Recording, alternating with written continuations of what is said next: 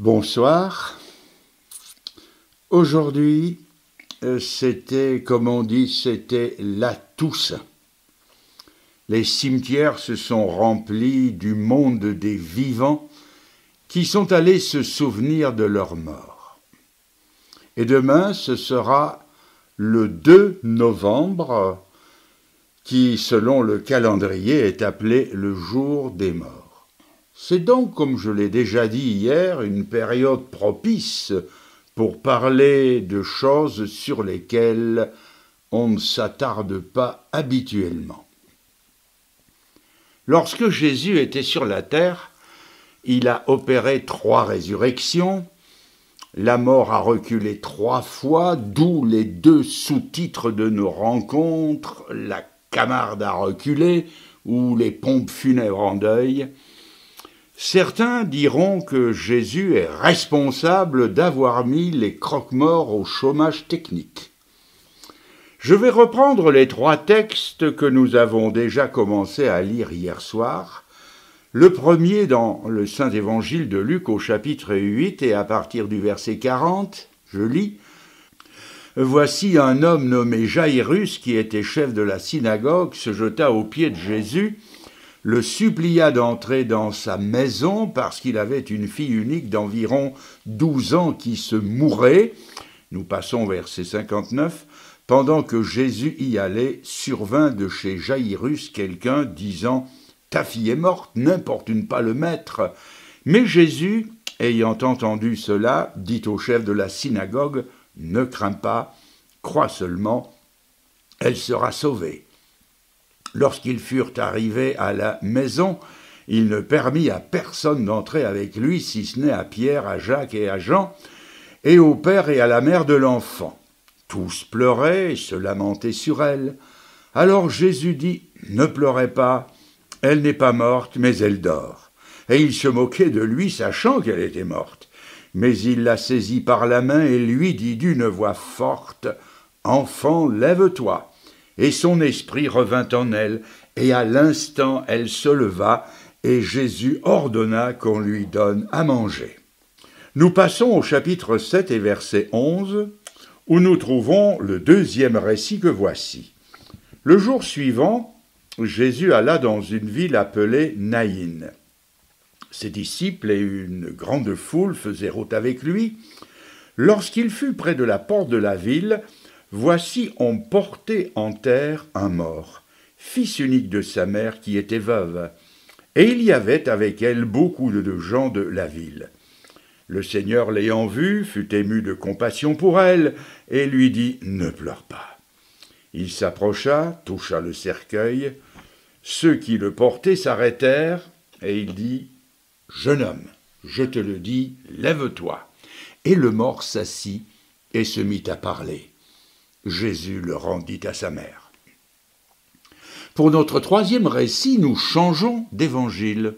Au chapitre 11 de l'évangile selon Jean, il s'agit là de la mort et de la résurrection de Lazare de Béthanie. Et je lis à partir du verset 17. Jésus, étant arrivé à Béthanie, trouva que Lazare était déjà depuis 4 jours dans le sépulcre. Beaucoup de Juifs étaient venus vers Marthe et Marie pour les consoler de la mort de leur frère. Lorsque Marie fut arrivée là où était Jésus et qu'elle le vit, elle tomba à ses pieds et elle lui dit « Seigneur, si tu avais été ici, mon frère ne serait pas mort. » Jésus, la voyant pleurer, elle et les Juifs qui étaient venus vers elle frémit en son esprit et fut tout ému. Et il dit « Où l'avez-vous mis ?» Seigneur, lui répondirent-ils, viens et vois. Jésus pleura. Jésus, frémissant de nouveau en lui-même, se rendit au sépulcre. C'était une grotte, et une pierre était placée devant. Jésus dit, ôtez la pierre. Marthe, la sœur du mort, lui dit, Seigneur, il sent déjà, car il y a 4 jours qu'il est là. Jésus lui dit, ne t'ai-je pas dit que, si tu crois, tu verras la gloire de Dieu ? Ils ôtèrent donc la pierre, et Jésus leva les yeux en haut et dit, Père, je te rends grâce de ce que tu m'as exaucé. Pour moi, je sais que tu m'exauces toujours. Mais j'ai parlé à cause de cette foule qui m'entoure, afin qu'ils croient que c'est toi qui m'as envoyé. » Ayant dit cela, il cria d'une voix forte, « Lazare, sors !» Et le mort sortit, les pieds et les mains liés de bandes, et le visage enveloppé d'un linge. Jésus leur dit, « Déliez-le et laissez-le aller. » La contrepartie spirituelle de ces trois récits se trouve dans l'épître de l'apôtre Paul aux Éphésiens au chapitre 2, versets 1 à 6. Je lis. « Vous étiez morts par vos offenses et par vos péchés, dans lesquels vous marchiez autrefois, selon le train de ce monde, selon le prince de la puissance de l'air, de l'esprit qui agit maintenant dans les fils de la rébellion. Nous tous aussi, nous étions de leur nombre, et nous vivions autrefois selon les convoitises de notre chair, accomplissant les volontés de la chair et de nos pensées, et nous étions par nature des enfants de colère comme les autres. Mais Dieu, qui est riche en miséricorde, à cause du grand amour dont il nous a aimés, nous qui étions morts par nos offenses, il nous a rendus à la vie avec le Christ. Il nous a ressuscités ensemble et nous a fait asseoir ensemble dans les lieux célestes en Jésus-Christ. Hier soir, nous avons rendu visite à la mort. Nous avons exploré son domaine tout en nous tenant prudemment à distance. Nous l'avons contemplé comme au travers du télescope qu'est la Bible, parole de Dieu. Nous sommes allés vers elle afin que nous ne soyons pas trop surpris, ni trop mal préparés, lorsqu'elle viendra vers nous. J'ai eu quelques échos de la réunion d'hier soir. C'était, paraît-il, impressionnant. Comment voulez-vous qu'il en soit autrement ? On ne discute pas avec la mort. Quand elle parle, il n'y a plus qu'à se taire et à la laisser parler. Ses arguments sont percutants.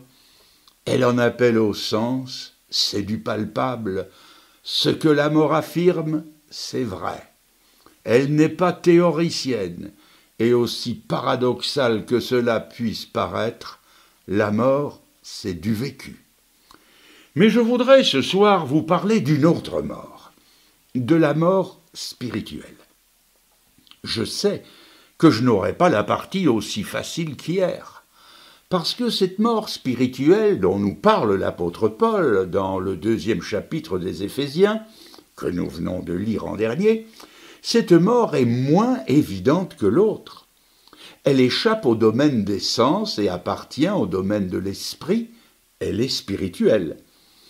Si elle n'est pas moins réelle, elle n'est pas aussi visible. Elle ne se sert ni d'un suaire, ni d'un linceul, ni d'un cercueil. Elle ne connaît aucune cérémonie, on n'y lit aucun discours, on n'y creuse aucun trou, et pour elle, personne ne porte deuil. Vous allez me dire, eh bien, parlez-nous donc de cette étrange mort spirituelle. Premièrement, d'où vient-elle ? Pour connaître ses origines, il nous faut remonter au Jardin d'Éden. C'est là, dans ce lieu de délices, que nous trouvons l'origine tant de la mort spirituelle que de la mort physique.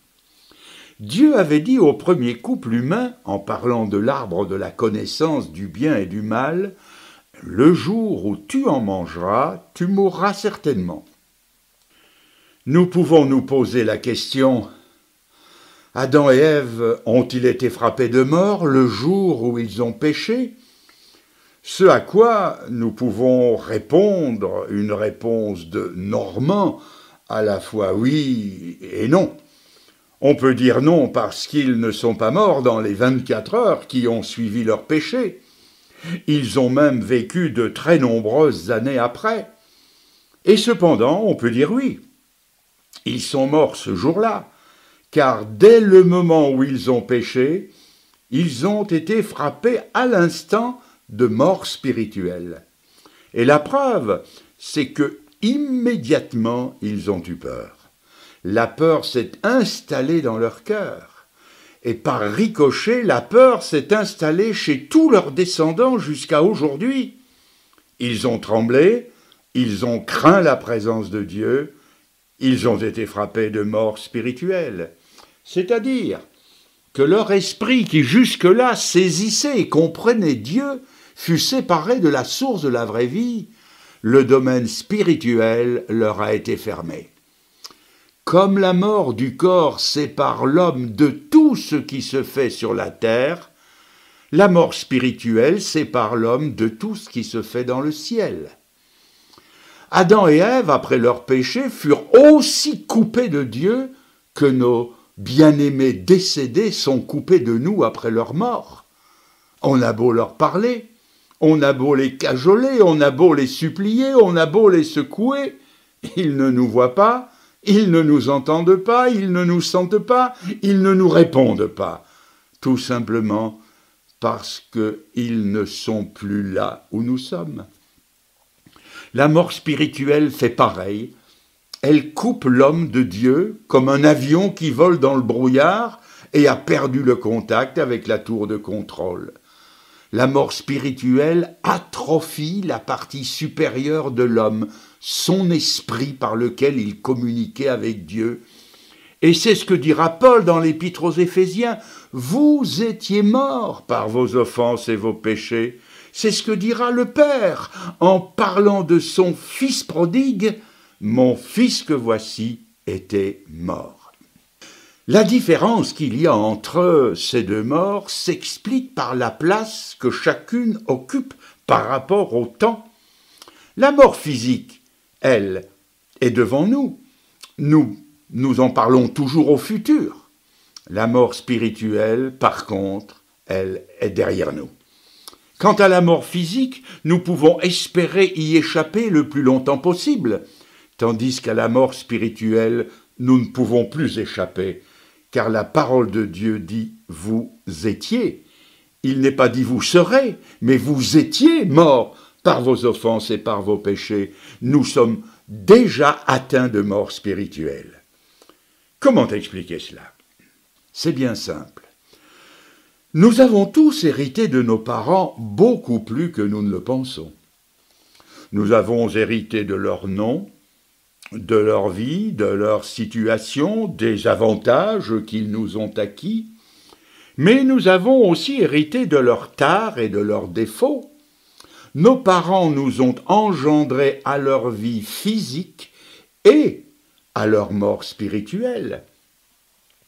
La Bible nous dit qu'Adam a été créé à l'image de Dieu, mais il est aussi écrit qu'Adam a engendré des fils et des filles à sa ressemblance, mais non pas à la ressemblance d'un Adam sans péché, mais à la ressemblance d'un Adam déchu. Les enfants d'Adam et Ève, et ils en ont eu beaucoup, ne sont pas nés dans le paradis terrestre. Ils sont nés en dehors du paradis terrestre, c'est-à-dire qu'ils ont été engendrés à la ressemblance d'un Adam déchu et pécheur. C'est ce que nous dit l'Épître aux Hébreux. Comme par un seul homme, le péché est entré dans le monde et par le péché la mort, ainsi la mort s'est étendue à tous les hommes parce que tous ont péché.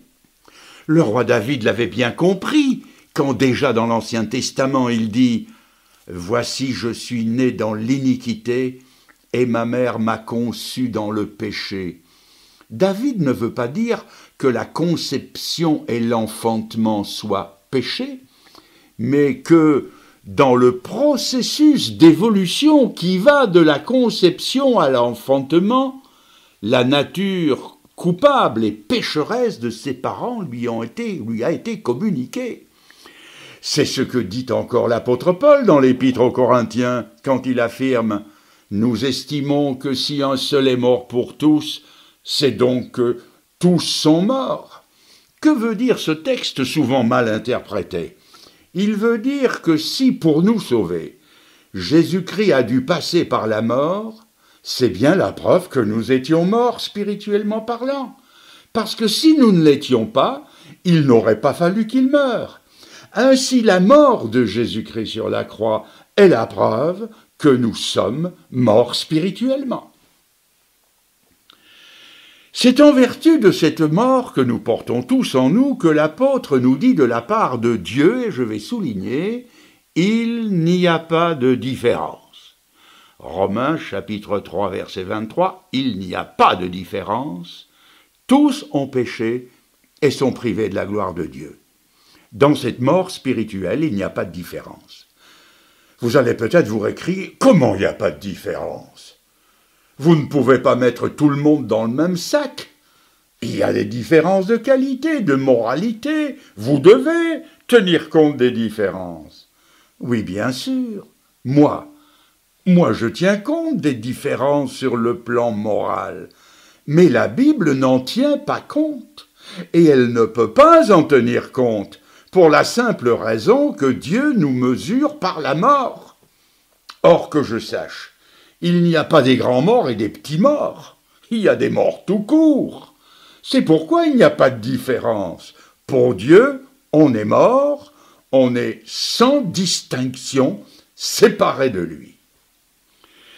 Par exemple, prenez d'abord le cas de la petite jeune fille de 12 ans. Quand le Seigneur est arrivé, elle était morte depuis quelques instants à peine. Elle venait tout juste de mourir. Elle n'était pas encore froide, la rigidité cadavérique n'avait pas encore pris possession de ses membres. On aurait pu croire qu'elle dormait. Et avec un peu d'imagination, on aurait presque pu la voir se lever, on aurait pu essayer de lui parler. Elle était tout juste morte. Mais elle était aussi morte que Lazare, et elle n'était pas moins morte que lui. Tout simplement, sa mort était, disons, moins évidente. Mais elle était morte autant que Lazare qui, lui, sentait déjà. Si quelqu'un est mort depuis 10 siècles, il ne l'est pas plus que celui qu'il est depuis 10 minutes. Et de la même façon, il y a des gens, surtout des gens d'église, qui sont morts spirituellement. Ils le sont, mais leur mort est moins apparente, moins évidente. Ils ont une vie tellement propre, tellement bien réglée, associée à tant d'œuvres philanthropiques ou paroissiales, qu'on ne dirait pas qu'ils sont morts, mais Dieu dit qu'ils sont morts. Il ne leur manque peut-être qu'une chose, comme le jeune homme riche que le Seigneur a rencontré. Il avait la moralité, il avait le renom, il avait la fortune, il avait la religion, il avait la droiture, il avait tout. Et le Seigneur lui a dit, il te manque une chose. La principale lui manquait, il lui manquait la vie. Il était mort. Comme nos beaux monuments qu'on trouve au carrefour ou dans les parcs de nos grandes villes. Ils sont si expressifs, il ne leur manque qu'une chose, il leur manque la vie, c'est-à-dire qu'il leur manque tout, comme cette petite fille, elle était tout juste morte, mais elle était morte. Dans le deuxième cas, celui du jeune homme, il était mort depuis, je suppose, peut-être 2 jours. Nous sommes en Orient, il y fait chaud et il faut s'en séparer rapidement. Sa mort était plus évidente que celle de la petite fille. Elle était moins évidente que celle de Lazare. Mais il n'était pas plus mort que la petite fille et pas moins mort que Lazare. Tout simplement, pour lui, ça ne faisait plus aucun doute. Il était en route pour le cimetière. Il avait ses amis, aujourd'hui on dirait ses copains, qui l'accompagnaient au cimetière. Il y avait des fleurs et des couronnes, il y avait sans doute beaucoup de fleurs, si bien que le cercueil devait être en partie caché par les fleurs. On pouvait surtout voir les fleurs et deviner ce qu'il y avait en dessous. Et oui, on pouvait dire de ce jeune homme, « Ah, c'était un jeune remarquable. À 10 lieues à la ronde, il n'y avait pas un garçon comme lui. Pensez-y, il était le seul soutien de sa mère.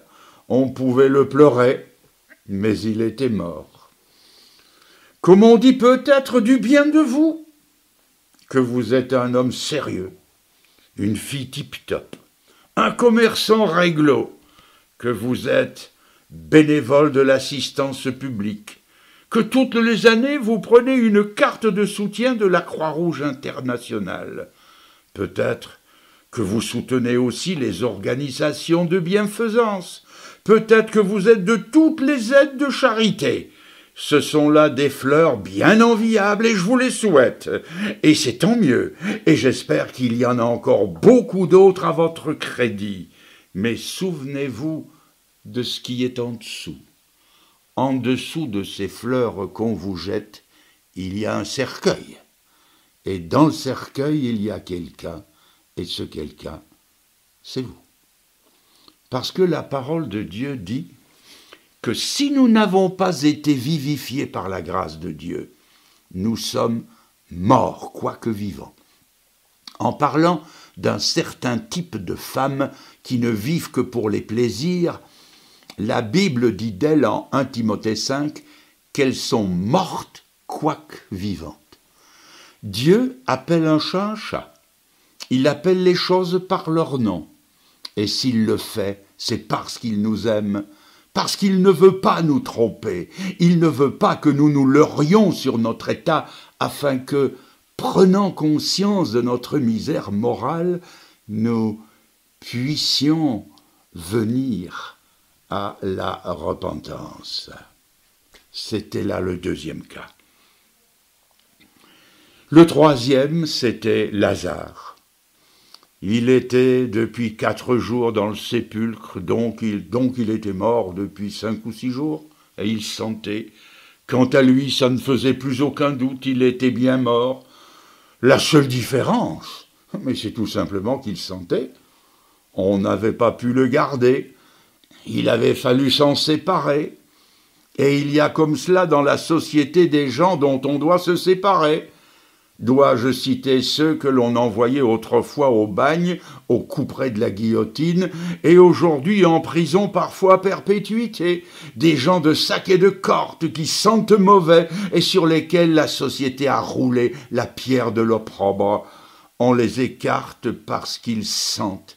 Ils sont trop dangereux pour les laisser en liberté.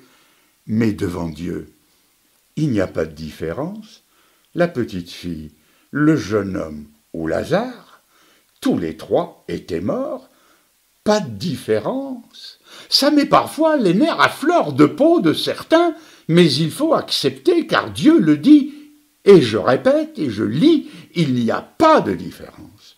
Tous ont péché et sont privés de la gloire de Dieu. Allons maintenant un peu plus loin. Je pose une nouvelle question. Qui peut être ressuscité ? Je pense que tous, ici, ce soir, nous désirons tous être sauvés. Mais pour être sauvés, il faut d'abord admettre que l'on est perdu. Jugez-en vous-même. On ne peut ressusciter qu'un mort. Il n'est jamais venu à l'idée de personne de ressusciter un vivant. Jésus n'a jamais ressuscité Pierre, ni Paul, ni Jean. Pourquoi ? Eh bien parce qu'il n'était pas mort. On ne peut ressusciter qu'un mort. De même, Dieu ne sauvera jamais quelqu'un qui ne veut pas se reconnaître perdu. Dieu veut nous donner la vie éternelle, mais est-ce que vous voulez reconnaître que vous ne l'avez pas ?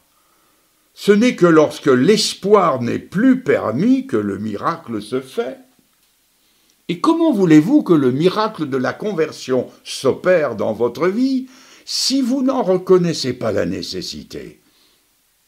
Il est possible que parmi mes auditeurs ce soir, il y ait des gens très bien qui veulent être sauvés, mais qui ne veulent pas se reconnaître spirituellement morts, même pas comme la jeune fille. Mais c'est à n'y rien comprendre. Vous seriez bien vivant et vous demanderiez à Dieu de vous ressusciter. Vous seriez assez bon pour aller au ciel et vous demanderiez à Dieu de vous sauver.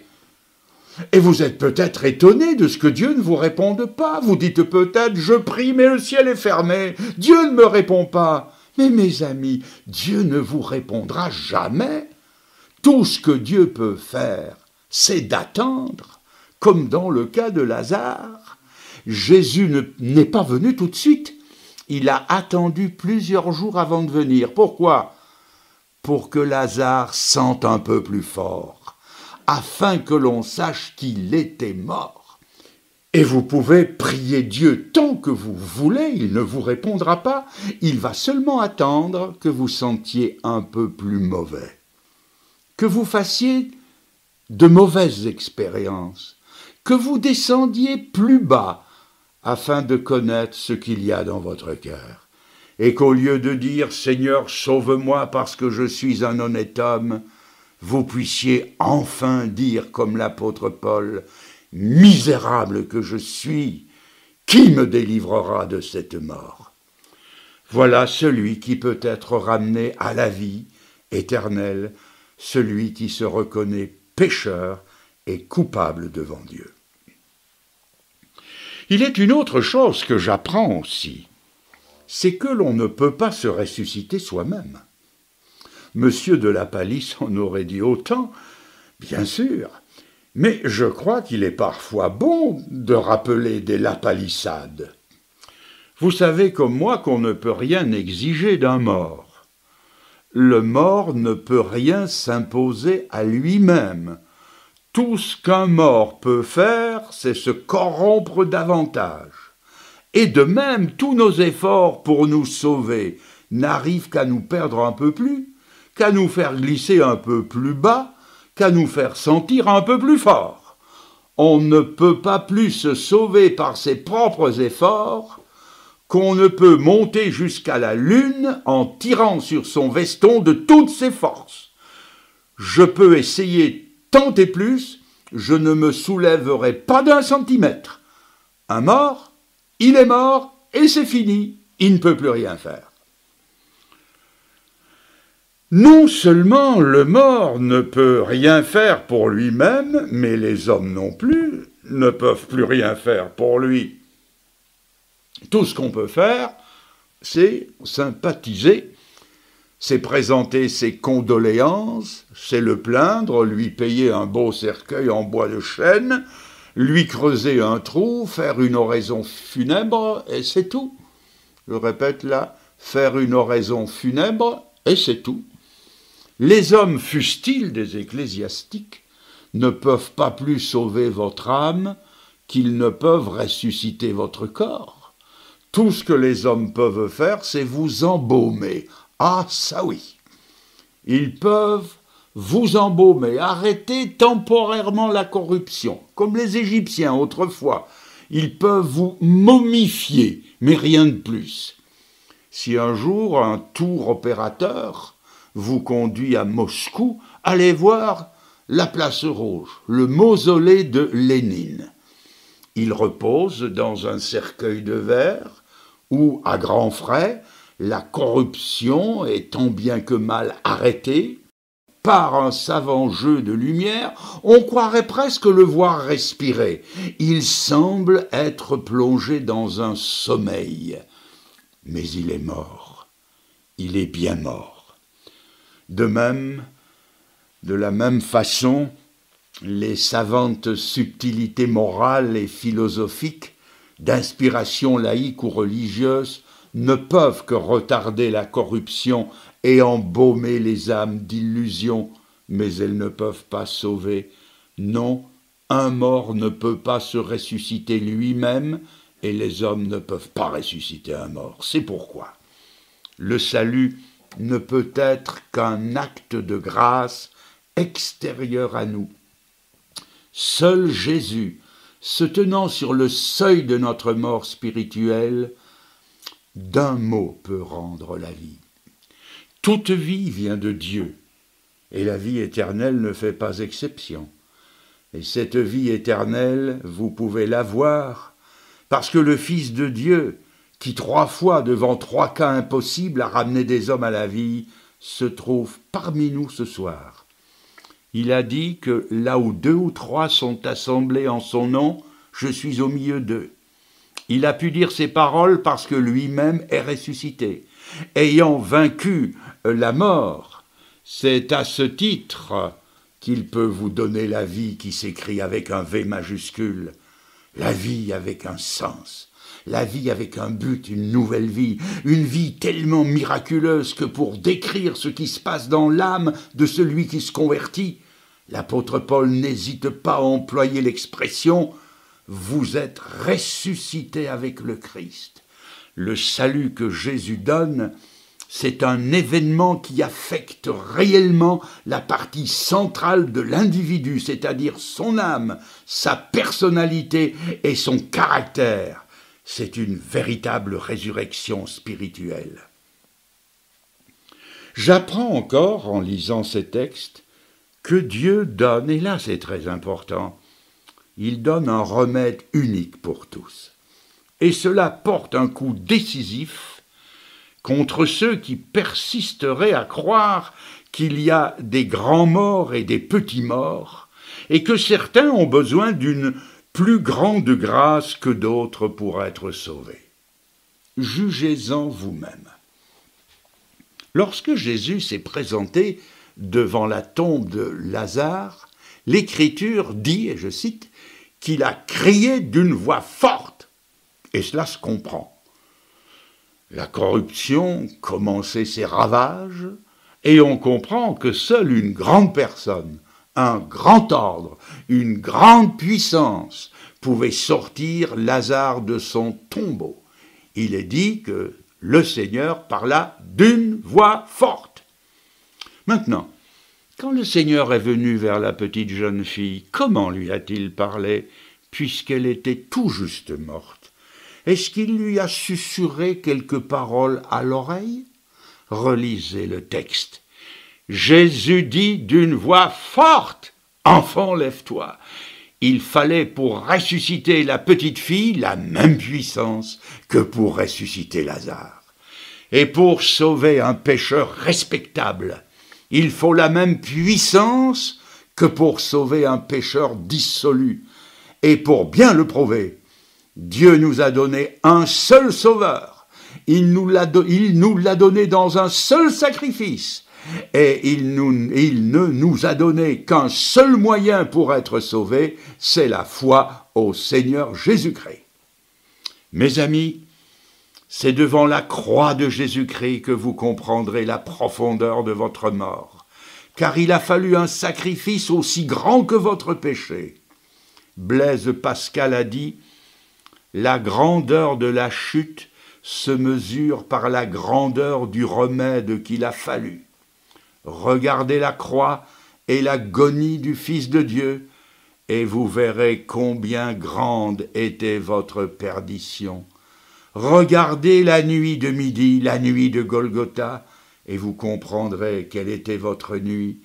Regardez la mort du Fils de Dieu, et vous saurez alors combien grande était votre mort, parce qu'il est mort d'une mort à la mesure de votre mort spirituelle. Écoutez le cri de l'abandon infini qu'il supportait. Écoutez le « mon Dieu, pourquoi m'as-tu abandonné ?» Le cri des perdus, le cri que vous deviez pousser éternellement en enfer. Mais il l'a poussé pour vous, sur la croix, pour que vous n'ayez jamais à le dire. Voilà sa mort, voilà la vôtre, voilà la nôtre, voilà la mienne, la profondeur de ma mort. Je voudrais maintenant voir avec vous, car le texte est extrêmement riche, les différentes manières de procéder du Seigneur. Si le résultat est le même dans les trois cas, le Seigneur ne s'y est cependant pas pris de la même façon avec les trois. Et nous pouvons être sûrs qu'en agissant ainsi, il a fait ce qu'il convenait le mieux à chacun. Dans le cas de la jeune fille, il lui a pris la main. Oh, bien sûr, la voix était forte, mais le geste avait la liberté d'un souffle. Et c'est peut-être par quelque chose d'aussi léger qu'un souffle que le Seigneur vous attire à lui. Ce soir, il ne vous dit peut-être pas autre chose que « Tu te trompes, mon ami, tu fais fausse route, viens, suis-moi ». Il ne vous dit peut-être pas d'autre mot que ce qu'il a dit à la femme adultère autrefois. « Moi non plus, je ne te condamne pas, va et ne pêche plus ». Le Seigneur ne fait peut-être ce soir envers vous d'autres gestes que celui qu'il a fait envers Pierre. Il s'est retourné et il a regardé Pierre, et Pierre est sorti pour pleurer. Il touche la main de la petite fille. Dans le deuxième cas, le Seigneur a touché le cercueil. Le cercueil, c'est ce qui retenait captif le jeune homme. C'était la prison de laquelle il n'était pas capable de sortir. Et dans certains cas, pour nous sauver, le Seigneur doit toucher notre prison. N'est-il pas vrai que nous sommes souvent des prisonniers? Prisonniers d'habitudes coupables ou vicieuses, prisonniers de notre entourage, prisonniers de nos idées sur la religion, comme la Samaritaine qui croyait pouvoir adorer Dieu à sa façon, comme cela lui plaisait. Prisonniers de notre sagesse à courte vue, prisonniers de nos ambitions, prisonniers de notre caractère, notre fichu caractère, prisonniers de nous-mêmes. Ah, il y en a des prisons sans barreaux. Et le Seigneur touche à tout ce qui nous retient captifs. Pour vous sauver, le Seigneur devra peut-être toucher à quelqu'un que vous aimez trop. Il devra peut-être vous l'enlever, afin que vous puissiez enfin trouver la porte du royaume de Dieu.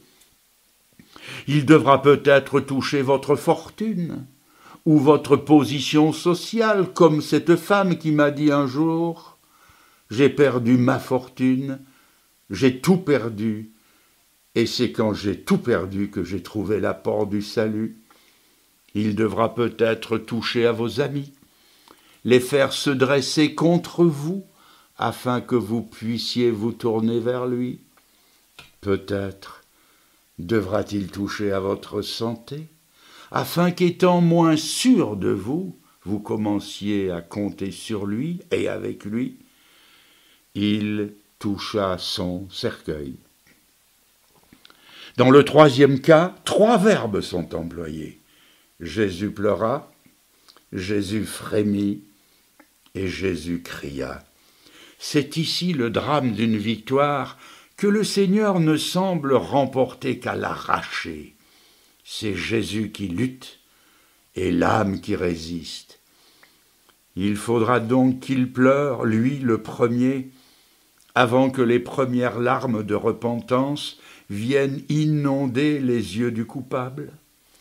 Il faudra que ce soit lui, le Seigneur, qui frémisse avant qu'un premier frisson de vie ne vienne parcourir des cœurs de pierre.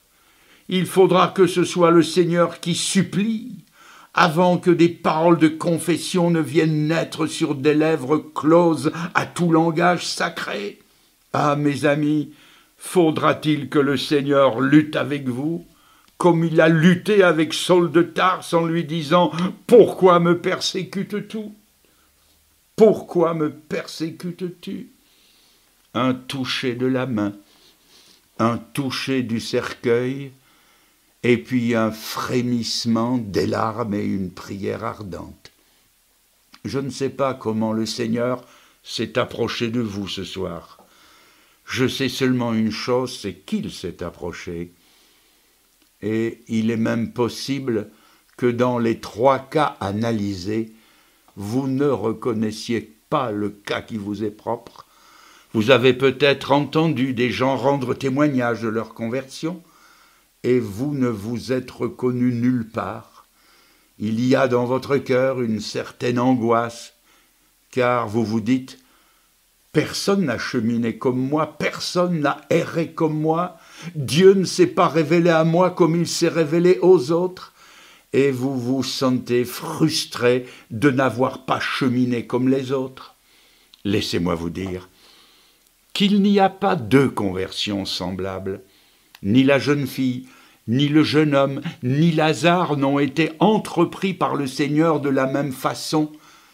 Et vous pouvez être sûr que si l'Évangile nous avait rapporté un quatrième cas de résurrection, il eût été absolument différent. Ne vous découragez pas, le Seigneur saura s'approcher de vous, il saura vous parler, vous sauver d'une façon qui sera unique et différente de toutes les autres. Il emploiera peut-être envers vous les grands moyens, comme envers Saul de Tarse, ou cet alcoolique invétéré.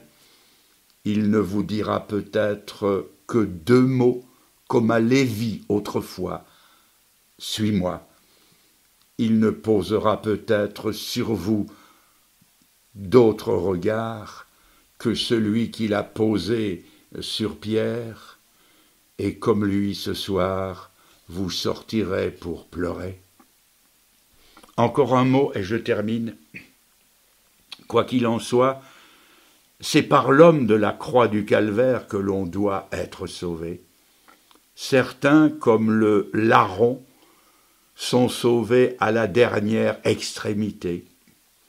D'autres, comme le centenier romain, sont sauvés dans les éléments déchaînés. Et d'autres, comme Lydie du livre des Actes, sont sauvés dans le calme d'une réunion de prière. Je ne sais pas comment le Seigneur se révèle à l'âme en particulier, mais je sais une chose, c'est que le larron et le centenier se sont repentis et ils ont cru. Je sais une chose, c'est que moi aussi je me suis repenti et j'ai cru. Je sais que tous ceux qui sont sauvés se sont repentis et qu'ils ont cru. Et je sais que si vous voulez être sauvés, il vous faut vous repentir et il vous faut croire au Seigneur Jésus. Alors ce soir, posez donc l'acte de repentance et dites-lui, « Seigneur, c'est vrai, je suis mort, je l'admets. Je capitule toutes les prétentions desquelles je me suis prévalu jusqu'ici. Cette repentance, ces aveux doivent s'exercer devant lui, pas devant moi. C'est à lui seul qu'il faut dire. Seigneur, ça ne va pas, je tourne en rond, ma vie n'est qu'une mascarade, je joue aux chrétiens et ce n'est pas vrai, et d'autres le savent bien, et moi aussi je le sais bien. Seigneur, pardonne-moi, je me repens. Et puis tournez-vous vers le crucifié du Golgotha et dites-lui, Seigneur, tu es mon seul espoir de salut. Il n'y a que toi qui puisses me faire revivre. Tu me demandes la repentance. Eh bien, Seigneur, je me repens. Tu me demandes de croire que tu es le seul sauveur. Eh bien, Seigneur, je le crois. Faites ces deux choses. Et si nous devions nous revoir dans 15 jours, ou même avant 15 jours, vous me diriez, Fernand Legrand, je ne sais pas ce qui se passe. Mais je ne me reconnais plus. Je ne suis plus le même homme. Bien sûr, vous étiez mort. Et demain vous serez vivant. Celui qui est en Christ, est-il écrit en 2 Corinthiens 5, celui qui est en Christ est une nouvelle créature. Les choses anciennes sont passées, toutes choses sont devenues nouvelles. Tout cela, ce sont les promesses d'un Dieu qui ne peut pas mentir. À vous d'expérimenter si elles sont vraies. Et pourquoi ne les éprouveriez-vous pas dès ce soir ? La balle est dans votre camp. À vous de jouer maintenant. À vous de lui dire, c'est d'accord, Seigneur, je me donne à toi. Et le Seigneur fera le reste. Mes amis, que Dieu vous bénisse, qu'il vous accompagne chez vous ce soir. Et nous nous donnons rendez-vous pour demain soir et pour progresser dans la suite de cette étude. Bonne soirée à chacun.